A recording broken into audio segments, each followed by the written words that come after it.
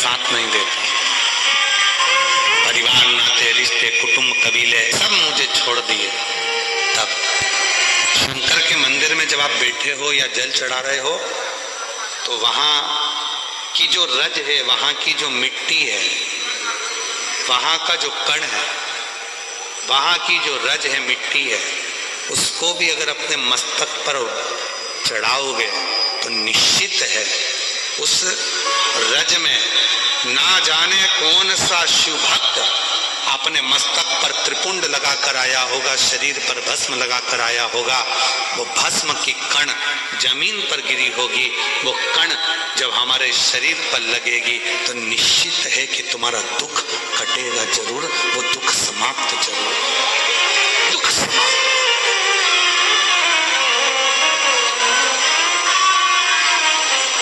वो भस्म चपटी भभूत में है खजाना, जो तन पर भस्म चढ़ रही है। भगवान हुआ क्या, शिव महापुराण में महत्तम में वर्णन आता है। एक देवराज नामक का ब्राह्मण, जो कभी ब्राह्मण कुल में रहने के बाद भी ब्राह्मण कर्म नहीं कर पाया, जिसने कभी ना वेद पढ़ा, ना शास्त्र पढ़ा, ना कोई क्रम करा, ना कोई पाठ पूजन करी, ना कभी शंकर के मंदिर में गया, फिर भी वो देवराज मरा तो उसको लेने के लिए देवाधिदेव महादेव आ गए और नंदी पर बिठाकर लेकर गए।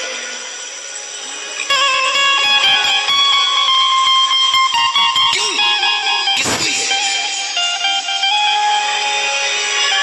क्या कारण? केवल एक कारण, देवराज नाम के ब्राह्मण की माता शिव के मंदिर में जाती थी, शंकर के मंदिर में झाड़ू लगाती थी, शंकर के मंदिर में पोछा लगाती थी, शंकर के मंदिर में जल चढ़ाती थी, शंकर के मंदिर में जाकर आराधना करती थी। और वो देवराज नाम का ब्राह्मण जो ब्राह्मण कुल में जन्मा था, ब्राह्मण के घर में जन्म लेने के बाद भी ब्राह्मण कर्म नहीं कर पाया, ब्राह्मण कर्म से वंचित रह गया, चोरी करता, घर में अच्छी पत्नी थी, बच्चे थे, कुटुंब था, इसके बाद भी पर स्त्री का गमन करने गया और एक दूसरी स्त्री के कहने पर रानी के गले का हार चुरा कर लेकर आ गया।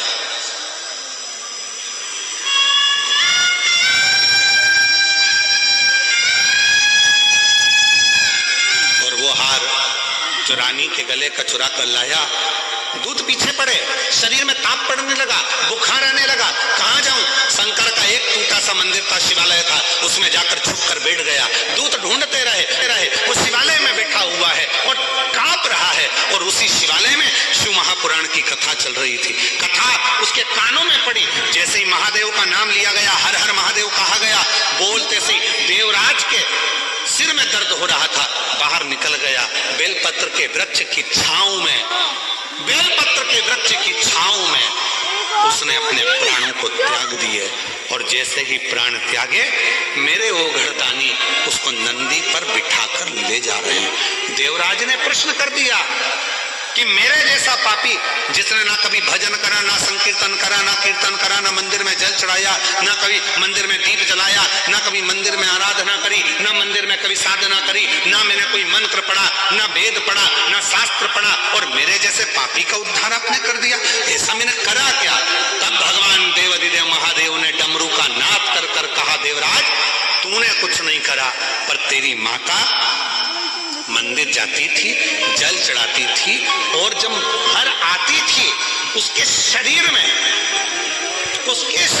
उसके कपड़ों में, उसके शरीर में मंदिर की मिट्टी, मंदिर की रज, मंदिर का जल उसके शरीर में लग जाता था। और वो जब घर आती थी, वो रज उसके घर में चारों तरफ फैल जाती थी। उस रज के छूने से तेरी बुद्धि सही हो गई और तू चोरी का धन लेकर भी शंकर के मंदिर में चले गया और वहां तेरा उद्धार हो गया। वो रज में इतनी महत्व था, वो रज में इतनी महत्व है। वो रज कोई साधारण है क्या? इधर का हमको नहीं मालूम गुजरात का, पर हमारे मध्य प्रदेश में एक नियम है, मिश्रा जी उत्तर प्रदेश में भी नियम है।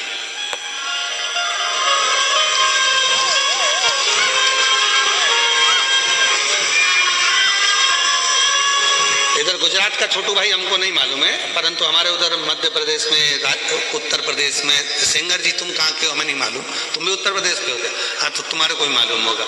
उधर साइड में एक नियम है, जब कोई बड़ा तीर्थ कर घर आता है ना कोई व्यक्ति, तो उसके कपड़े की रज शरीर पर दूसरे लोग मलते हैं। जैसे उसका शरीर, जो उसने कपड़ा वहां पहना था, तीर्थ में गया था, जो कपड़े पहनकर आता है उस कपड़े को धोते नहीं है, घर में झड़ाते हैं, उसके कपड़े की रज को शरीर से लगाते हैं। क्यों?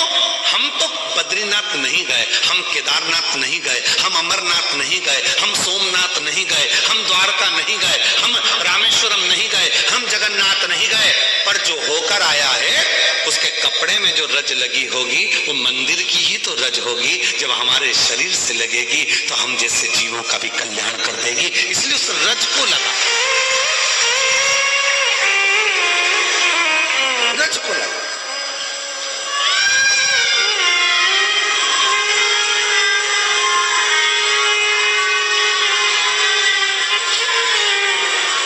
कोई बहुत बड़े, कोई गमी में गया, दुख में गया, हॉस्पिटल गया, तो उसके कपड़ों को धो दिया जाता। पर कोई तीर्थ गया, कोई भगवान की विरल भक्ति करने गया, उसके कपड़ों को धोते नहीं, उसके कपड़ों को तो झड़ाते हैं। पूरे घर के अंदर उसको झटकारा जाता है कि इसके शरीर में जो कण लगा है, इसके शरीर में जो तीर्थ की रज लगी है, वो रज हमारे जीव को, हमको प्राप्त करेगा।